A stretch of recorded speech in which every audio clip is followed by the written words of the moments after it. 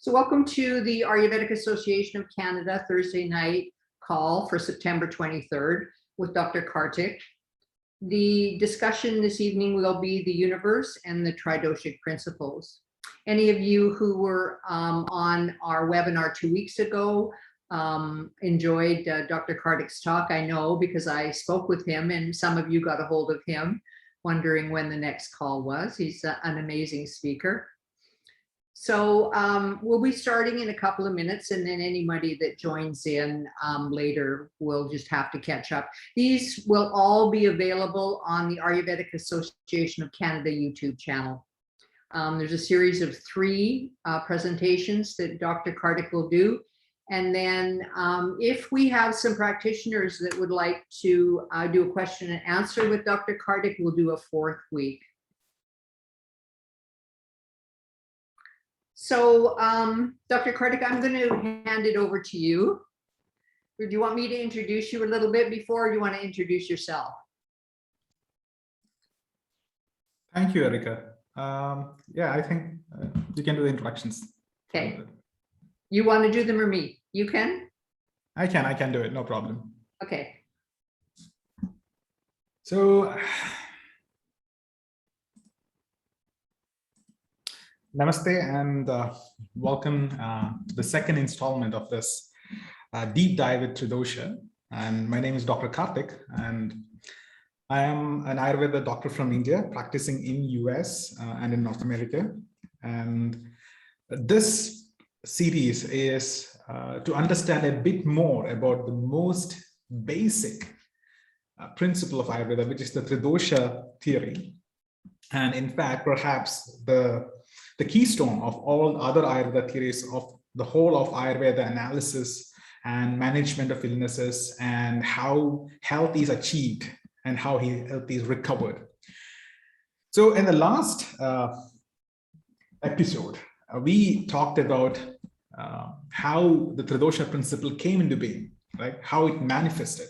What was the ways through which it was deducted, it was elicited from the start of the universe, how the universe came together through Prakriti Purusha, the Sankhya philosophy, the Vaisheshika philosophy, and how the Panchamahabhuta philosophy evolved into something which is as fascinating as the Tridosha principle, right? Because if you look at it, though the Tridosha principle is quite original to Ayurveda, I'm not forgetting here the fact that there are few other textbooks like Nyaya Chandrika or somewhere which actually mentions about Tridosha principle outside of Ayurveda, but I would say Ayurveda is completely unique to, sorry, the Tridosha principle is completely unique to Ayurvedic textbooks.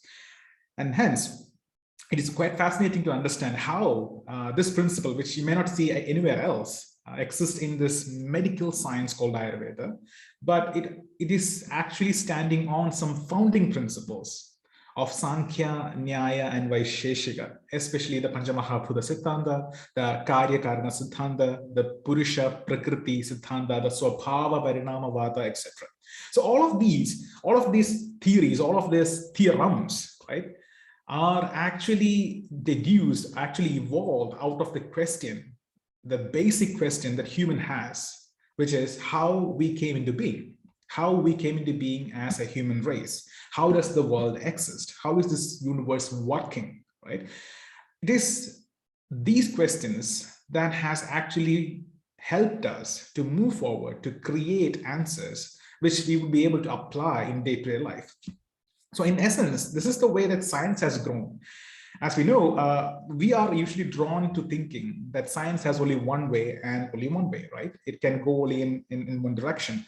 But I would say, if you look at the ways the science has developed over many places of the world, it has taken its own course, it has its own language, it has its own technical terms, their own glossary, and hence it has developed in many ways, branched out into areas which we can only dream of at times. We can things or branches in which we can only imagine and dream of in such complex ways. And I would say Ayurveda is one of them. So as we were talking about the Tridosha principle, we speculated how it would have evolved out of the basic Panchamahabhuta principle and the Prakriti Purusha theory about that. Now, as I told, one of the problem with the Tridosha principle. I wouldn't say it's a problem, but one of the difficulty in understanding the Tridosha principle in full is a lack of context, because no text in Ayurveda explains how Tridosha principle came into being. We can only speculate. That's what we did in the last session, right? We can only speculate. If you look at almost all the textbooks, even the most earliest textbook of Ayurveda that we have with us, which is a Tridosha Samhita, it is a complete textbook. It is very difficult to see if there is an evolvement of Ayurveda principle over time. If there was, definitely it is lost in time, right? We don't have it with us, but we can definitely see these textbooks are complete. They are even what he calls model textbooks, the Brihadrayis, the Tridosha Samhita, the Charaka Samhita, the Ashtanga Sangram. They are written in such beautiful ways with such completion that you can not able to find an evolution of theories there. Yeah, there are maybe a bitter pieces here and there because of the time lapse between them. But again, the principles in the understanding of this, the founding theorems are all alike. And the Tridosha principle, in that sense, it is not explained in a way where how it evolved into being. We can only speculate about it. So that's what we did the last session. Now, what we are going to do is, now the Tridosha principle has been manifested, right? Now we are going to see how that changed Ayurveda and how that changed the way we see things around us. So we have a notion that Tridosha principle is something which we apply to the body, right? Something which we apply to health, something we apply to healing illnesses. While that is true, I think you would agree with me if you think further and if you try to actually explain health. So health is this feeling of well-being, absence of diseases, mental pleasantness, and being able to work at our best, being able to think at our best, right? And health is like this, this classic word. It is just like something which will, the meaning of it will even remain, even if you try to actually dissect it, analyze it, and put it back together. It will still remain. There is a lot of meanings for health, right? In that aspect, I would say health is like words like love or respect or something else, because the meaning will remain. You can explain it as much as you want, but the profound dimensions, the meanings would still linger. So in that sense, if you look at what actually affects health, we would have to say everything around us, every element of universe, every natural force, even the wind, even the food that we eat, even the seasons, which would affect the way a crop is grown up. All this is going to affect our health. So the basic question being, can we actually address all of this with the Tridosha principle? Is that even possible to do that? Because that is something which we are going to do today. So catching up from the last session, which we are doing, the most important, I think, idea is to understand is how these doshas were named and how functions were assigned to them. And let's see if we can actually apply this principle to the forces of nature around us in this session. This is what we're going to do today. Okay, so let me share my screen so that Erika, can you please allow me to share the screen? I think the screen sharing is disabled.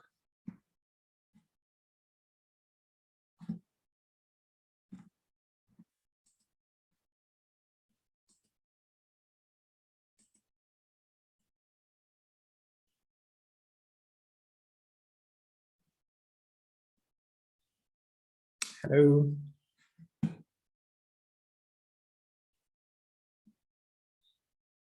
Okay.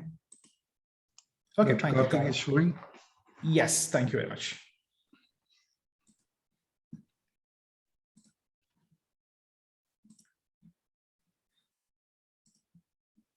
Is give you option for sharing or not? Yes, I got it. Thank you very much. So I hope all of you can see my screen. Okay, so we talked about dosha in the last class, and we talked about how dosha, the word dosha came into being, right? We talked about how it is dushanat iti dosha, that which vitiates itself. Doshano swabhavat iti dosha means that which vitiate others. And we also talked about how the word dosha can be evolved out of the word, the Sanskrit root word dos, which actually means to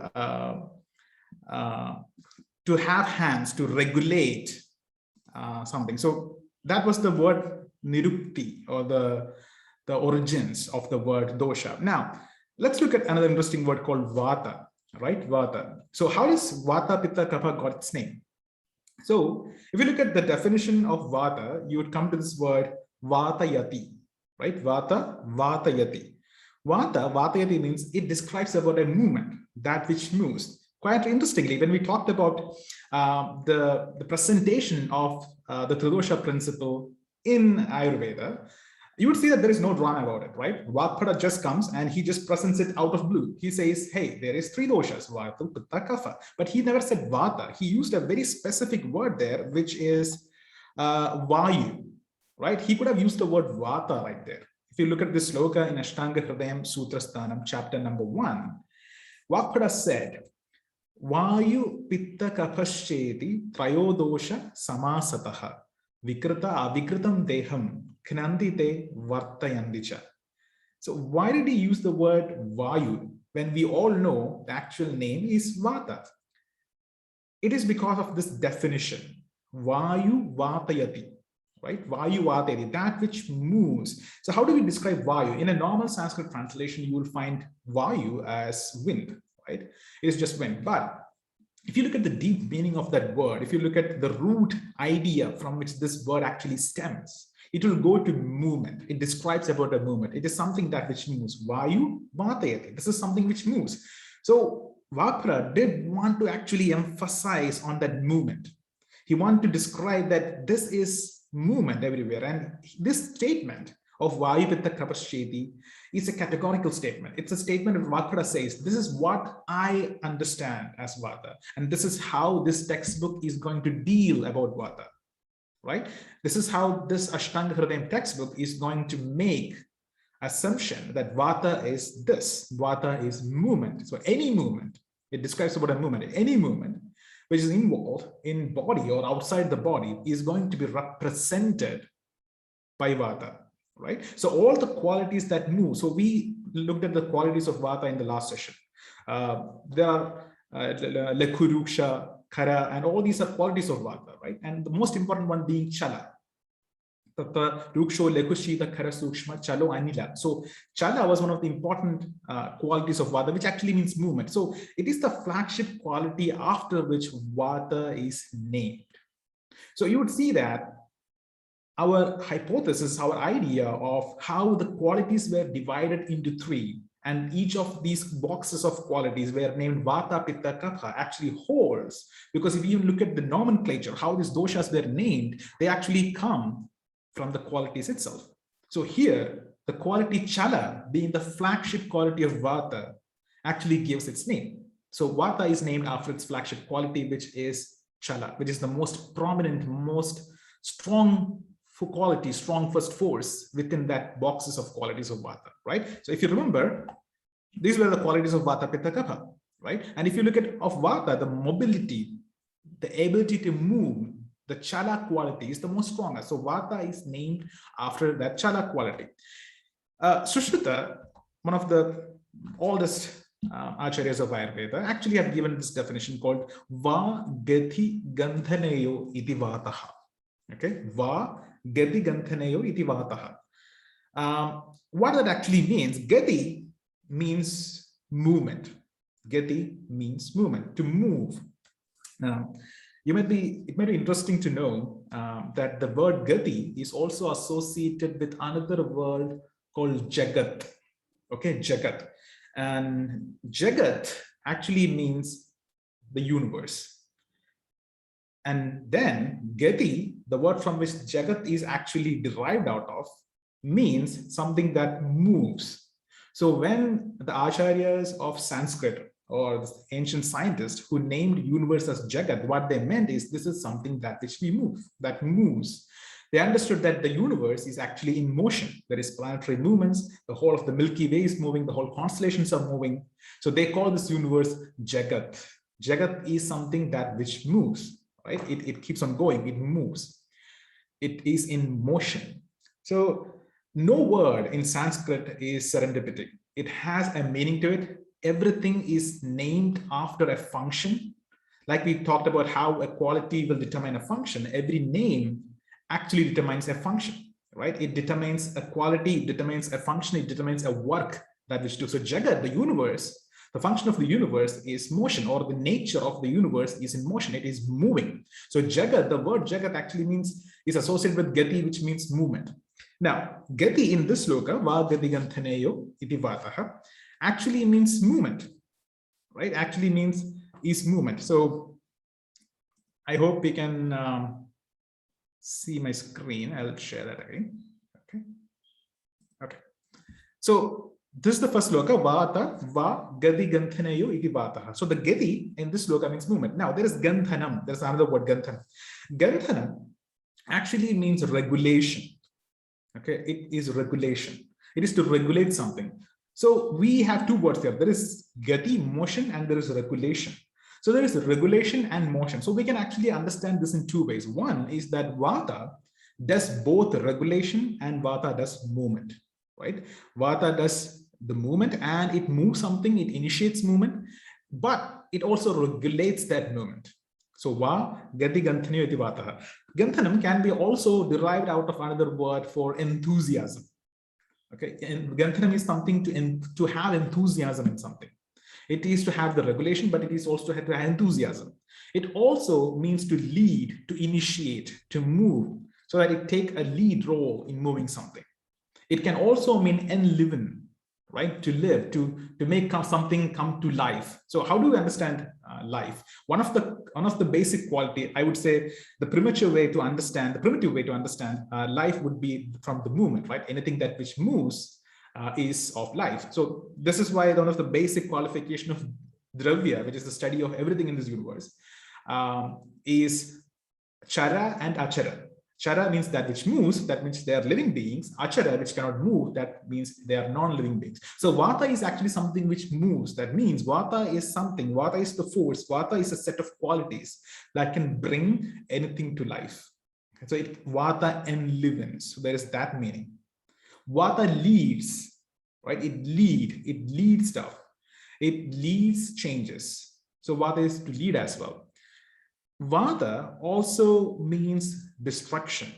To regulate, would a word regulate means destruction? Should Vata actually has this meaning called of a destructor within itself? I would say yes. So why that destruction is involved in Vata is because the very nature of the universe itself and the very nature in which changes happen and things deteriorate.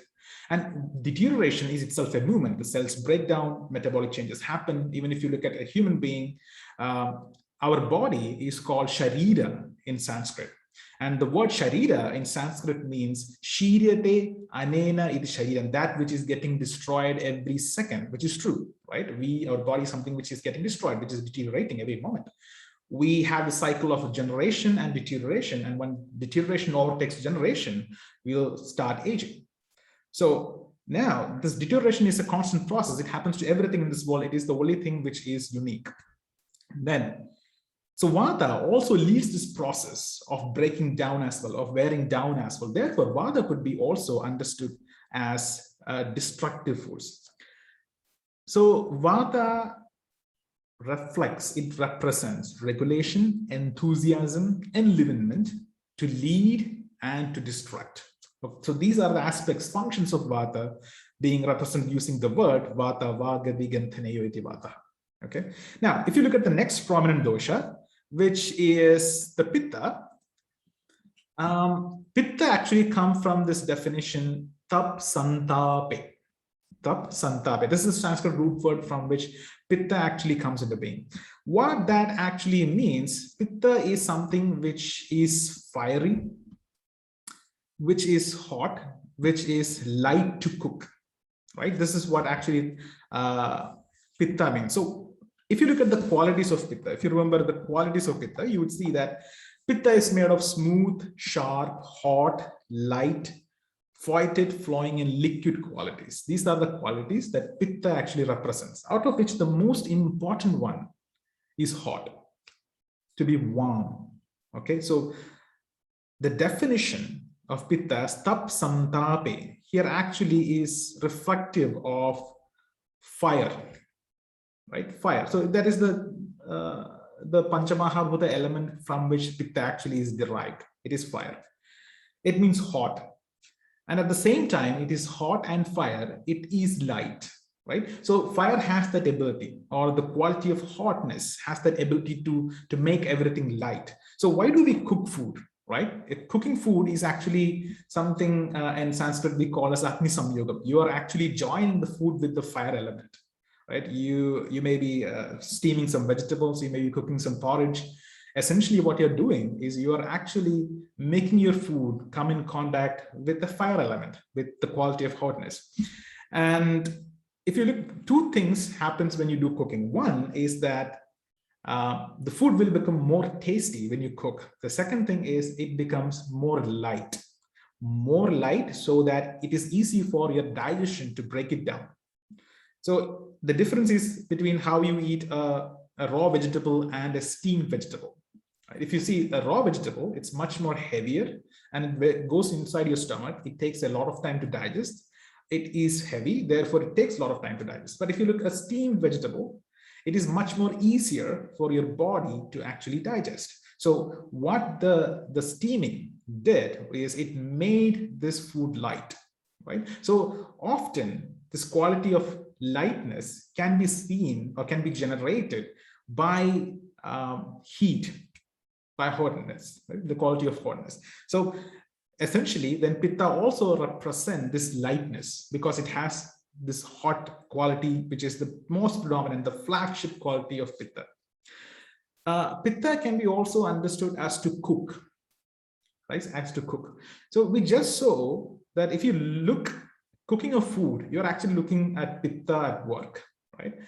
If Pitta needs to cook, when you're cooking food, when food becomes lighter, when food becomes more tastier, you actually did combine the food with the energy of the Pitta or the function of the Pitta, you could say that. The qualities of the Pitta, which is hotness and which is lightness, are being transferred to the food. You put some vegetables, cut it out and put it in water and steam it. What happened? That heat quality made the food lighter. The quality of lightness in Pitta is now being transferred to this food. The food become more lighter, more tastier, so that your digestion is much more easier, right? So that's how Pitta makes everything light, everything hot, everything warm and easy to digest. So therefore, when you eat this food, which is light, it becomes easy for you to digest it. So Pitta stands for fire, hot, light, to cook. So that is what Pitta is about. So that's how the name Pitta came into being, Tap Santape. So that's the root word from which Pitta is evolved. Pitta can be actually understood also not just in the body, but also in the nature, in the form of these heat qualities. For example, if you look at a season, summer has Pitta quality, right? Everything which is hot, which is actually warming up your body, has Pitta quality. So that's how Pitta came into being. Now, next one is Kapha. Kapha comes from this root word, Kena Jalena Phalati. Kena Jalena Phalati. Kena Jalena Phalati. So what that actually means, Kena Jalena Phalati, is this is something which is made of water, or essentially the water element. So what is the nature of water element? If you look at the Panchamahabhutas, and the water element is something that sticks, something that is fluid, something that is moving, which has the ability to move, but at the same time something which is cold, and something which has some heaviness. So Kapha is Kena Jalena Phalati. This is made of water. One of the synonym of Kapha is Sleshma. So you can see Sleshma, the word Sleshma, generously used across the textbooks. Other than Vayu Pitta Kapha, Sleshma is a synonym for Kapha. But as I said, calling it a synonym won't be the right way, because every word represents certain function. So Sleshma comes from this root called Slish Alingane. And that means that which binds, substance together. So if you look at if you step back for a second, and if you think of Vata Pitta Kapha and look at our body, you would know Vata is something that creates movement. It is the controller, it is the regulator. So far, we know that much. Pitta is something which transforms, right? It transforms food into nutrient. It transforms that nutrients into energy so that we can grow and we can sustain. So what is then missing? If you have to do all these functions, there should be a substratum. There should be a structure which is bound together so tight so that it can hold all of this function, which forms a substratum for all of these other things to exist. So if you look at Kapha, Kapha is exactly that. It is something which binds all of this together. How is that our bones, our muscles, our body, our vessels, all of our systems are bound together? It is because of this Kapha quality. The way things are structured is because of the Kapha quality. If you look at the qualities of Kapha, if you just do a recap, and if you look at the qualities of Kapha, Kapha is unctuous. Kapha is cold. Kapha is heavy. It represents slowness, fineness, stickiness. At the same time, it also represents stability. So these qualities are essential for the body to exist as in one union, right? These all actually represents union, structure, that which is bound tight. So Kapha, or actually it's the Sleshma name of the Kapha, Swish Alinkane, which actually means that which binds. That is binds. Interestingly, Vata also has a few synonyms. For example, Anilaha, wind, is a representative word for Vata, which actually means to move, because wind is something that which moves, right? And then Chapala. Chapala is another word, and it's quite important. Chapala, the word Chapala, is a synonym of Vata. Chapala means restless. Chapala means restless. So it actually shows these qualities of Vata. Chapala is to move unnecessarily as well, and to move without coordination. So Vata can actually do that. If the Vata, the qualities of Vata is not balanced, then Vata can move without coordination. The very Vata which we just saw, that which is the regulator, then can become the destroyer. So everything needs to have an order to exist, right? Everything needs to have a structure to exist within which you are defined. But what happens, those definitions, those structures are broken by the very qualities which actually make them. That's what we call the vitiation of the doshas.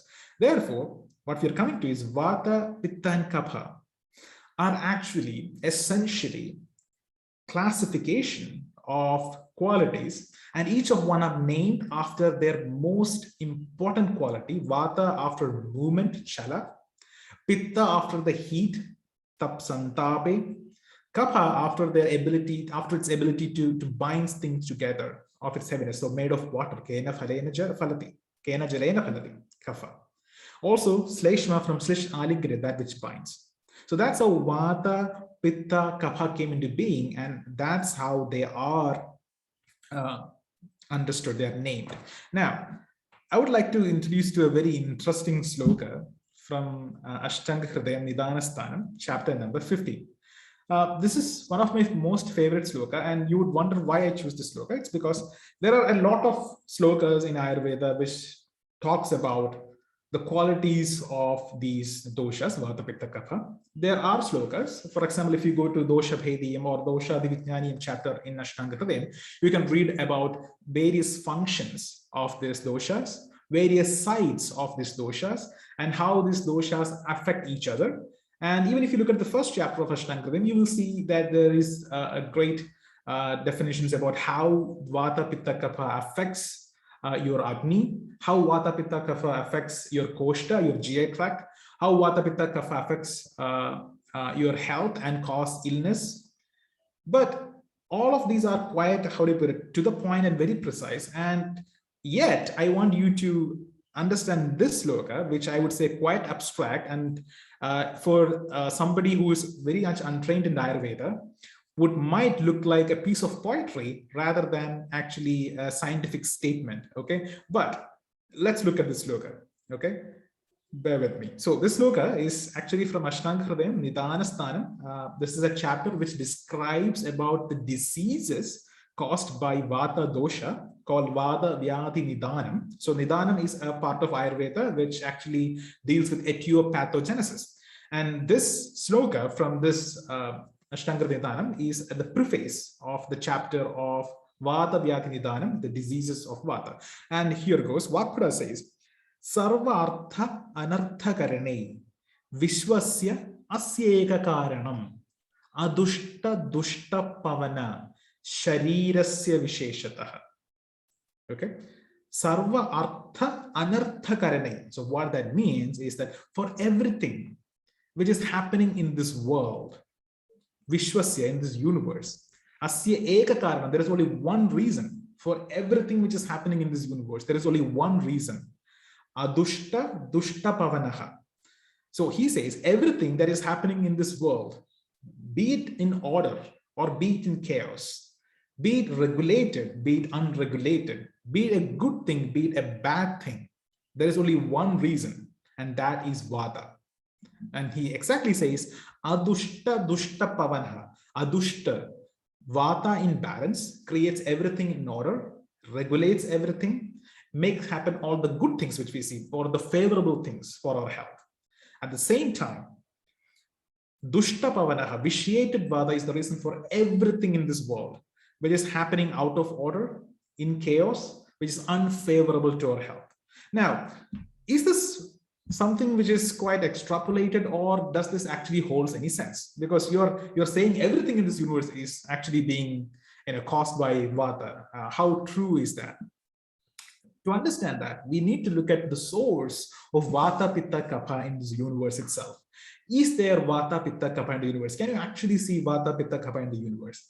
So right now we know, so far from the journey, we know that these Vata, Pitta, Kapha are representatives of certain qualities. Let's look at these qualities in this universe. So if you look at the sun, right, which is the source of heat and light on earth, you can see that you can actually categorize the sun into a Pitta dosha, right? The sun is something that which actually energizes the Pitta dosha, because we receive heat and light from the sun. Therefore, everything in this earth is nourished by sun because of heat, and it is that which transforms, right? The sunlight is being transformed into nutrients in plants, and that which we consume. Therefore, sun becomes the nature or the source of nourishment in nature. And therefore, since it is the one which actually creates the quality of heat, itself becomes the Pitta dosha, right? It represents the Pitta dosha. Now, if you look at the planetary movement, and if you look at the other forces of nature, which, so let's say wind, what causes wind? You could say even the sun's energy is that causes wind, because uneven temperatures on Earth, because of its position, because of its movement, its revolution around Earth, the solstice and the revolution of Earth around the sun is actually that causes pressure changes, temperature changes across the globe, and is the basic reason for the atmospheric winds, right? Winds move from high pressure to low pressure areas, and winds shape everything. It causes waves to move, it causes all the other movement, it wears and tears this whole universe. So it shapes the universe as we see it. Therefore, this atmosphere and the movement of this atmosphere is actually brought about by the sun, but that very movement can be understood as Vata. Okay, so create temperature differences, pressure differences, creating wind, creating movements. And if you look at it, there is also gravity, which is another force which we know, which actually creates movement. The waves, right? And there is planetary movement of the moon, which actually creates more waves, right? The high tide and the low tide, and the structure itself. Rivers flow from a high ground to a low ground. So the structure itself is actually reasonable for the movement. So with the movement, which could be understood as Vata, the structure of the earth could be understood as Kapha. And the source of heat on earth, which is the sun, could be understood as Pitta, right? So therefore, you can see that you can apply Tridosha principle to anything and everything you want. These are qualities through which you can study this phenomenon of wind, study the phenomenon of earth moving, study the phenomenon of the solstice, the revolution, and how you receive energy from the sun. So you can study all this phenomenon of universe using Vayu, Pitta, Kapha. And you would see that we are actually talking about the workings of the universe. We are actually talking more physics than biology here. You would see that the boundaries between physics and biology is actually very, very thin around here, because these movements actually bring nourishment to Earth, actually bring seasons to Earth, actually bring atmospheric phenomenon to us. It creates storms, it creates sunny days, it creates windy days. All of this happens because of this movement. And this actually affects the way we cultivate crops. This affects the way we live. This affects the way we schedule our calendar. This affects the way we live the seasons, and actually which affects our health in turn. So therefore, the Vata, Pitta, Kapha can be used, the very inner workings of this nature, of this universe, and how we can trace from just the movement of the sun, from the movement of the earth, all the way to the health of an individual person in this universe. right? So that is possible through Vata, Pitta, Kapha, or through Tridosha principle. So if you look at that, if you understand in that sense, all of that phenomenon of the seasons, of the atmospheric phenomenon, which actually affects the crops, the trees, the plants, everything in this universe, which in turn affects the way we consume food, the kind of food that we eat, the kind of water we drink, the kind of seasonal phenomena that we expose ourselves to, which will in turn dictate our health. You would see that everything is now then depends upon the movement, right? Movement of this planet's movement of the sun, the planetary movement, therefore, which is represented by Vata. So I would say we are not at fault. Vata is not at fault to extrapolate the meaning of Vata as something which is the sole reason for everything which is happening in balance or not in balance. Suppose if these planetary motions are not in balance, what would happen? Let's say for a normal nature, there has to be rain at proper time. There has to be 6 seasons, or at least 1 or seasons. Some places may not have 6 seasons, but again, seasons happens in an order, right? There is rain at the right time. There is sun at the right time. There is enough amount of wind, cold, and other forces of nature. So we understand how this nature works so that we can do agriculture, we can generate crops, we can feed people, and we can understand how our body is going through changes and we can adapt. But what happens if the seasons doesn't follow order? What happens if the movements of the wind, movement of the natural forces are hampered? The same way which we studied from Ashtanga Hridayam, that when these doshas are imbalanced, it will throw our balance, our body's balance. The same way, if these doshas in the universe are imbalanced, it throws the balance of the universe. It will result in heat phenomenon. It can result in hailstorm. It can result in atmospheric phenomenon, which actually disturbs the living of the people, which in turn disturbs the health of the people. Therefore, it is actually affecting the health of our planet as well. So it should be understood as Vata, Pitta, Kapha should be understood as these qualities, and these qualities can be seen in all the natural forces. And when they're in balance, these natural forces would be in balance and favorable to our living on this planet. But when they go out of balance, right? Hailstorms happen, tornadoes happen, thunderstorms happen, untimely rain happens, untimely heat phenomenon happen. For example, this is something which I can very well relate with from the place I come from, which is Kerala. We have been seeing increasing temperatures for a very long time, right? Our average summer temperature is actually getting increased. Second, we are receiving untimely rains. Kerala received rains because of a very interesting phenomenon called as the monsoons. Right? I hope you have heard about this word monsoon.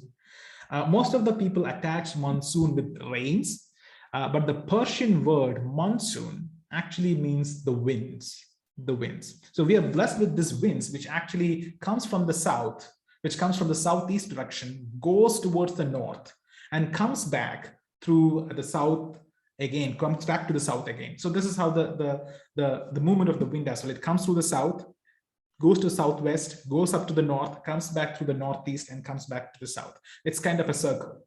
Now, these winds actually bring rain-bearing clouds from the sea, and that is which actually gives us the heavy rainfall for which Kerala is quite famous for, the monsoons in Kerala. Now, we have seen over the years, the way this wind operates have changed. We have now rain in many untimely months during a year. Right? We are receiving rain in November. We are receiving rain in August, which is quite unlikely. Usually our rain periods used to be June, July, then which is the oncoming monsoon wind. And when the monsoon retracts, when the monsoon comes back, there will be a rain period around September, November. There's October to November. So, but now we have rains all over the year, which is quite unusual, which has overthrown our way of doing agriculture, which has overthrown the qualities of the plants, right? Because the plants absorb more water. They turns more acidic. So it has changed the way that we do agriculture. It has changed the way we actually understand our crops. It has changed the way that we actually understand our protocols for each season. For example, when there was monsoon, people used to stay inside home. They used to have very strengthening protocols to help them, soups, more porridges. So there is a very interesting concept even in Kerala called Karkitaga Kanni, which is like a porridge which is made with herbs, which actually strengthens you. Why? Because during the rainy season, the temperature is quite cold and there is constant rain, and it is easy for your doshas to vitiate. Therefore, to stop that vitiation, we indulge in activities, we indulge in protocols which actually strengthens your body. But right now, in the months where we used to do this protocol, there is no rain. You don't need to do that anymore. But still, out of habit, because this is a culture, because this is something which we have been practicing for last few centuries, we cannot actually just stay away from it. It's a habit. If this is this month, we have to follow this protocol. But the actual reason why we follow this protocol is not there anymore. It is all distracted. It is all gone. Right? So that's how the seasons, now when they are vitiated, when these winds are vitiated, actually changes the way the nature interacts with us and actually change our health. So therefore now, untimely diseases are quite common. Fevers are quite common because of this change in the way that the weather engages with us. I'm sure that you can see this true in any part of the world, be it the recent hot flashes in North America, be it the floods in Africa and any other places, including a lot of places, are actually the reason being the Tridoshas, or the qualities of these natural forces being not in balance. It could be understood through global warming, it could be understood through untimely floods, thunderstorms, and what else. So there is a Tridosha balance for our whole planet, of our whole existence. The Tridosha theory in that essence is not just for our body. It is for our whole existence, which is the next line in the sloka by Vakpada, Sharirasya Visheshata. So Vakpada says, thus, for our body, it is important to understand that there is Tridosha and there is balance, but you also need to understand that it is also applicable to our existence, our universe, our planet. Okay, so he continues, Sa Vishwakarma, therefore movement and Vata, right? And Vata specifically here is Vishwakarma. It actually is the regulator of the world. It moves the world. It moves the elements of the world. Vishwatma, it is the soul of the world. Because if you look at it, these qualities of Vata actually controls every movement. So it is the soul of the world. Vishwarupa, it shapes the world, the material world as we know. How is our world shaped? It is shaped through the winds, through the rains, through the oceans. That's how our world is shaped. And that shaping, that structure is actually brought out by Vata, right? The structure being represented by Kapha itself, but that structure is shaped, it is sculpted by Vata. And Prajapati, it is the king of all that is living, which is true. If we have to live, Vata has to be favorable to us. Okay. And then Vakpada goes on, Srashta, Dhata, Vibhur Vishnu, Samharta, Mrityurantakaha. Okay. Srashta, Vata is the creator of everything. Vata creates everything. It creates life. It creates movement. Dhata, it gives everything. For us to create crops, for us to actually reap the benefits of the sunlight, we need to do agriculture, which involves movement, which involves the learning, the understanding of different seasons, how the seasons change. And these seasons are brought about by the movement itself. So hence Vata again is something that which actually gives all this nourishment. Vipu, it is present everywhere. In any part of our existence, in every dimension of our existence, Vata has its own role. Samharta, which also destroys, which also changes, which also destroys things. So another interesting word here in this sloka is Mrityu. Mrityu actually stands for death. You know, one of the variant of Vata is called as Prana, right? Prana. And the function of Prana is to make us alive, to feel us alive. There is this interesting word in the language called Tamil. So Tamil is the most ancient language of our whole world as we know it, much more ancient than Sanskrit itself. So in Tamil, there is a word called Marut. Okay, Marut means wind. Interestingly, in Tamil, when somebody passes away, the expression used is Marichupui. And also this is applicable to Malayalam. In Malayalam, when somebody passes off, which Malayalam is my mother tongue, which is used in the state of Kerala in India. So in Malayalam and Tamil, Marichupui, the expression Marichupui, which means that the Vata has left the body. The wind has left this body. So when the wind leaves the body does not move anymore. There is no action, right? You are dead. So Vata in that sense is something which is enlivening as well. It makes all our movements. It creates motion. So if you look at it, the whole essence of the word, like I said before, Jagat is movement. And the same way, the whole essence of our body, our existence is actually movement. It is motion. It is motion in every sense, in mind or in body. We feel emotions. We feel things moving inside us. We feel that we are moving through time and space, through emotion, mentally, through our thoughts, and in body.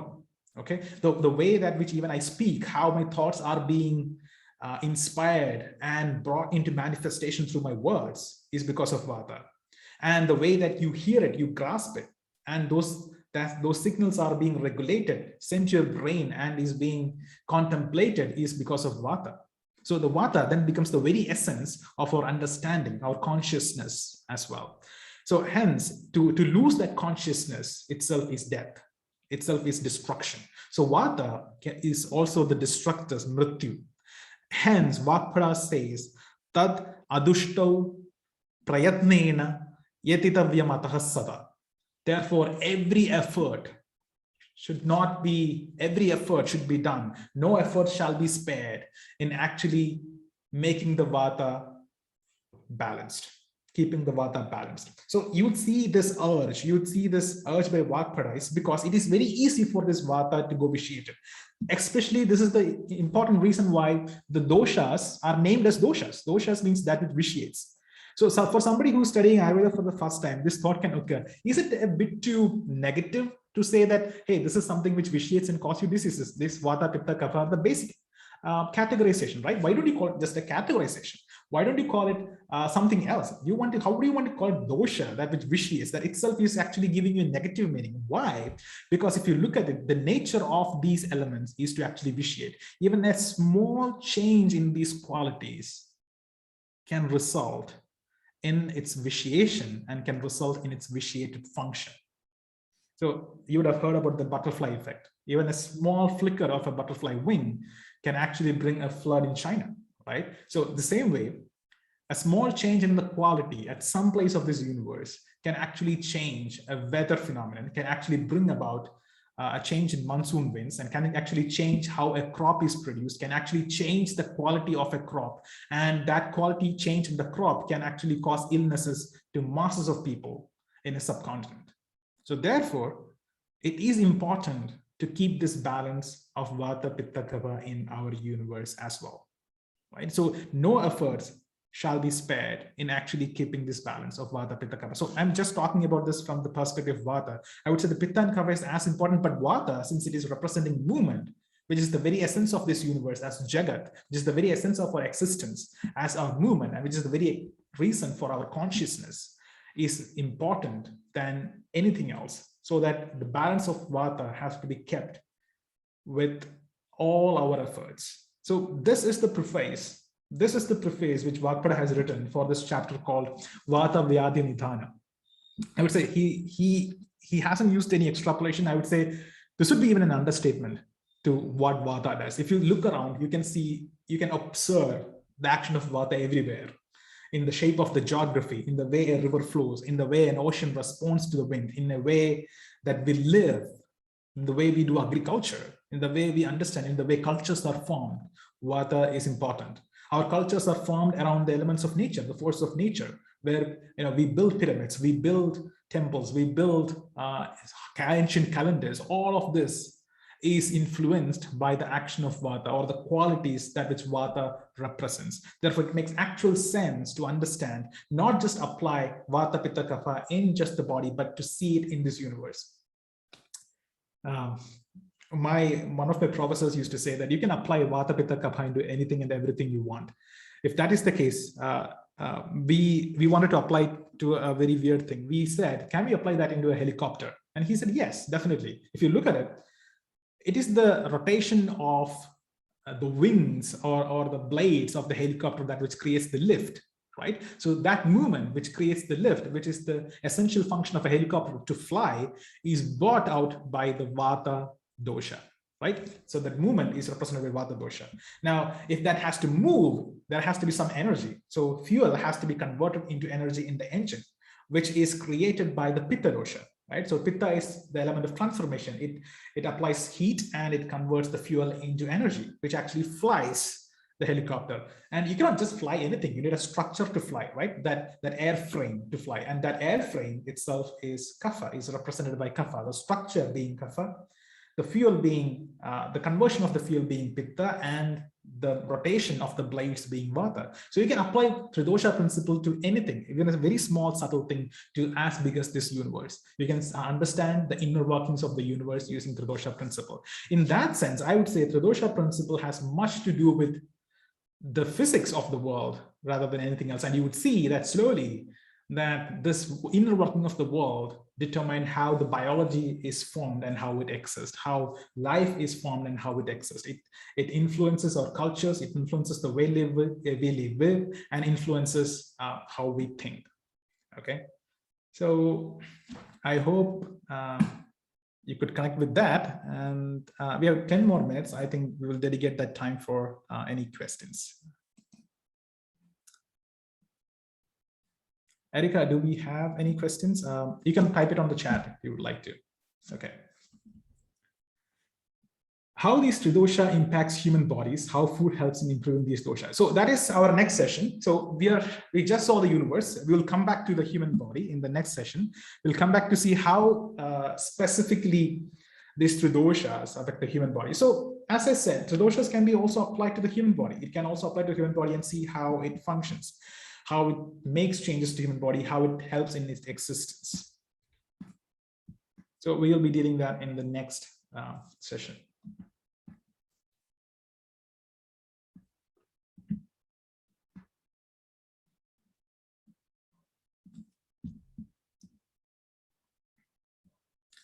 Would then we mainly focus on Vata remedies first for a person? When you say Vata remedies, yeah, in one sense, yes. In other sense, no. In the sense, Vata has special importance. Vata has to be always managed. Unlike Pitta and Kapha, Vata has the ability to vitiate even with the slightest of the nidana. Then once vitiated, it is the most difficult dosha to bring back to balance. Therefore, the efforts are also huge.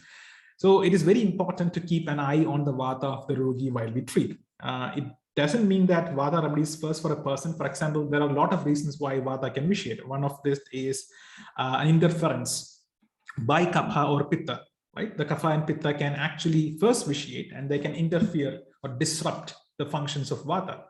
When that happens, how do you deal with the situation? You just then deal with the disruptors, right? Which is Pitta and Kapha. So then we treat for Pitta and Kapha. Essentially, we are taking care of Vata, but when Pitta and Kapha disrupts the function of Vata, we then treat Pitta and Kapha. So then the treatment modality will change into treating Pitta and Kapha, indirectly taking care of Vata. Okay. Those who are living in North America gets all food throughout the year. How to follow eating for a season? Eating for a season has many perspectives. One of the main important thing being eat local, right? If you look at it, the whole phenomenon of season is not just affecting the crops, it's also affecting us. It affects every living beings in that area.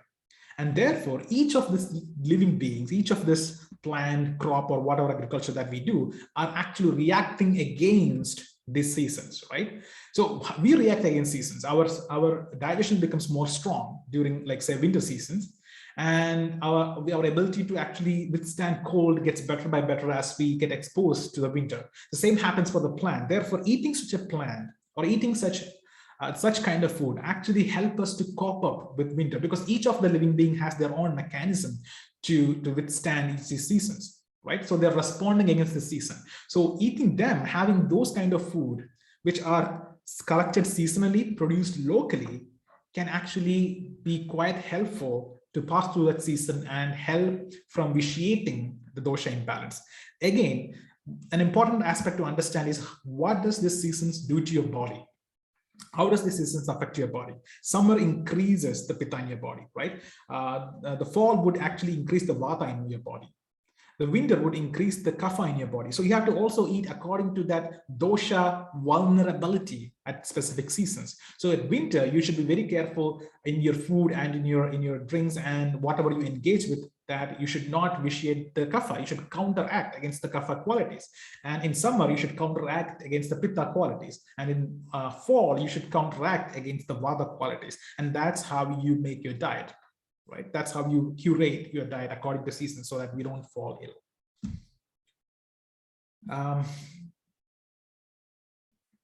Some practitioner doctor use the gunas to determine the quality of all things more than through dosha. In your practice, do you use more the dosha as you just explained? How do you use the gunas? So to use guna or dosha, it is the same thing. As I said, the doshas is just a classification of gunas. For example, let's just take an example of our intestine. Okay, so our intestine stores the waste products and it expels the waste products, right? That's what our intestine does. If you look at this function, expelling of waste products, you would see that it needs to move to do that function. So movement, then we would understand the quality of intestine, or by nature, intestine should have the quality of movement, chala, right? I hope you got that. Now, let's say if this chala quality is decreasing, right? It's decreasing, and on its place, the quality of stability is increasing because then chala and sthira, right? When stability and movement are two opposite qualities, when movement decreases, stability has to increase, right? So let's assume that stability is increasing. Then what happens? Our process of expulsion won't happen. Our waste products don't get expelled. We get a constipation. Now, if you look at the whole process just happened, you would see that chala quality, the quality of movement has come down and the quality of stability has gone up, right? Now, this is a good way of understanding. This is good enough for us to understand what is happening in the process. Then if you want to counteract, we only need to increase the quality of movement right there to restore the function of the intestine. If you look at this same scenario using the Tridosha principle, the movement, right? The movement of the intestine, since the movement is represented by Vata, we could say Vata has a function at the intestine, or intestine is the place for Vata. Now, when the chala guna, the movement came down, we could say, hey, Vata is vitiated, Vata is coming down. In the place of Vata, the qualities of Kapha, right? Stability has gone up, stability being a quality of Kapha. So we could say, then the Kapha has gone up. So we are now replacing the words movement with Vata, which is quality, with Vata, and stability with Kapha. Then we would say the Kapha has gone up and Vata has come down. So to restore the function of the intestine, you could use actually a Kapha protocol, and protocol that increases the quality of chala. So invariably, the result will be the same even if you use the guna principle or the Tridosha principle. Tridosha principle is a broad understanding, where using guna is a much more precise understanding of a pathology, and the same stands for also health, also wellness. Okay, I hope that cleared it. How can we balance Vata in our daily life? So to understand how to balance Vata, we need to understand what actually vitiates Vata, okay, which we'll be dealing in the next, I think the next session as well, on what actually vitiates Vata. But to give you a small summary about it, anything out of order vitiates Vata. Since Vata creates order, anything that which we do out of order will have a feedback mechanism and will vitiate Vata. If you don't sleep enough, if you eat food not in an order, not according to the seasons, if you work over and above your capacity, if you are stressed out, if you're burned out, all of this can actually vitiate Vata. So anything which we do not do in order, which we do not do wholesome, which we do not understand the limits of our body and execute, can actually vitiate Vata. Anything which is in this universe, there are also certain natural forces, right? Everything, the qualities, if you look at the qualities of Vata, which we just discussed, the dry quality, the light quality, the moving quality, if these qualities increases in our natural forces, in the elements around you, your Vata can also get vitiated, okay? So that's how Vata gets vitiated. You just need to look for these qualities, and if these qualities are increasing in your body, increasing in your activities, increasing in the natural forces around you, you need to understand there is a chance that your Vata could vitiate. Will you be covering food in the next session? To cover the whole of food would be a bit difficult, but we definitely talk about how food is going to affect our doshas, yes. Because when there is constipation, okay, I'm not sure to understand your example, because when there is a constipation, the diet recommended is anti-vata diet and anti-kapha diet, for example. I didn't understand that assertion, anti-vata diet and anti-kapha diet, for example. Let me say what would happen if I was the one to treat a constipation. My first advice to a yogi would be, hey, get up in the morning and drink a glass of warm water, right? A glass of warm water before going for any herbs. Why? Because warm water reduces kapha. It actually reduces vata, in the sense we can only understand a dosha vitiation by an increase in the dosha. So when you say there is vata decreasing and kapha increasing, you need to understand the kapha has overpowered the vata. Kapha has disrupted the function of vata. So if that happened, what would you do? If there is a fight and there is a kapha who's a disruptor, which is actually causing vata to lose its function, what would you do? You will then remove the disruptor, right? Then you will remove the kapha. So that's why I said in the example before that you don't always do vata treatment. You can just do the kapha treatment, because vata can vitiate because of the involvement of the kapha. So if you remove that involvement, vata can regain its function. So hot water, which is hot and which is against the quality of kapha, which is cold, can actually reduce the kapha, can actually take away the vitiation of kapha, allowing the vata to come back to balance. Okay, so this idea, that is actually a bit of a clinical concept. I would say a bit out of the scope here, but again, that concept is what we call as avarana in the clinical pathology of vata. Okay. Yes, I think we're getting a little bit too clinical. Yeah, I know. This is not a clinical discussion. Yeah, I agree. Okay. Does anybody have any more general questions about the three doshas?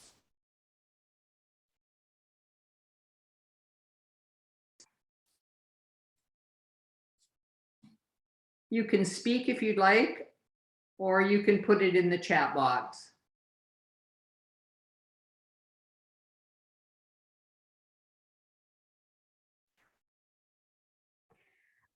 Dr. Karthik, I have a question. Hi, this is Michelle. So a person who, I'm not sure if it falls under the clinical category here, but just out of my curiosity, if a person has a lot of phlegm in their body and plus eczema, what part of dosha that falls under?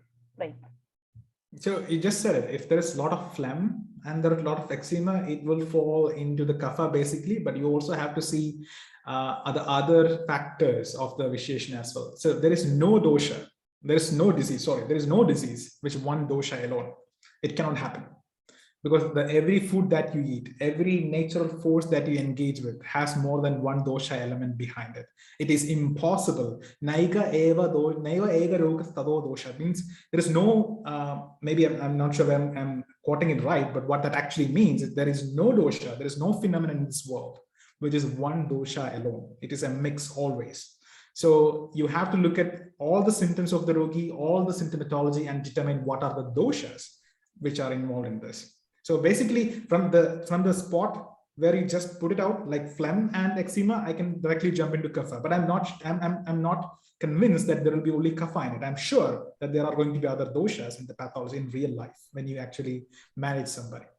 I hope that answers your question. yeah, thank you so much. And my another question gonna be, so you talked about warm water. So being an Indian, I know how important it is to have warm water, but you cannot have warm water in summertime. And I know my mom all used to discourage us to have icy cold water from the fridge, but having hot water. Do you think it really impacts the body, or there could be some logic? Of course, she's not just throwing it at me when I was a kid, but does it actually impact your body in a certain or in a negative way?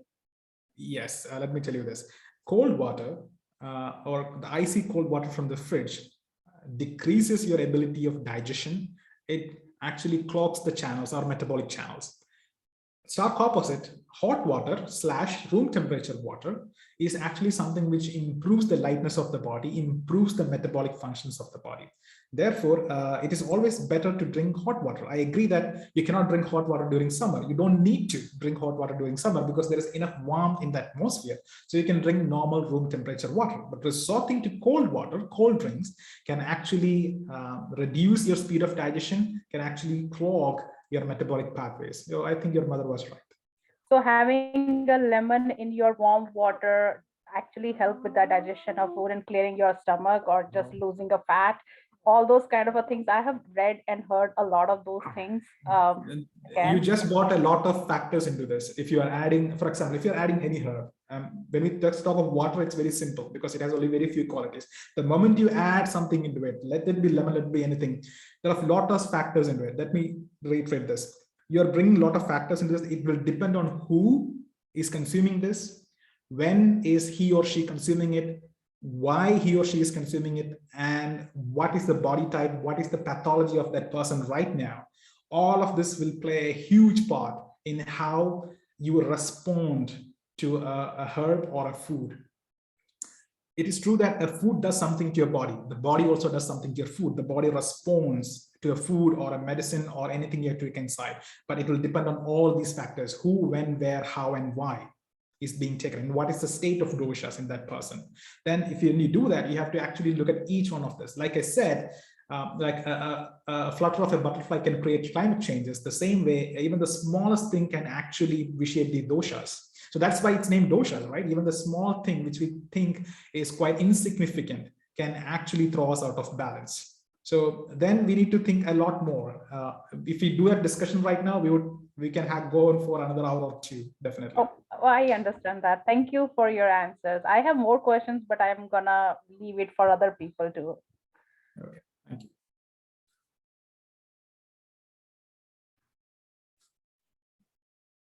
Okay. There's a question in Tridosha. the chat for you. Oh, okay, sorry.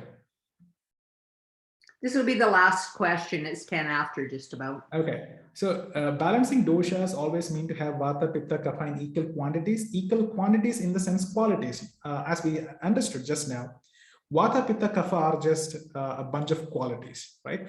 So when these qualities are optimal, when they work in an optimal level, when these qualities exist in an optimal level so that their functions are optimal, we understand that as balance. That is what we call as balance.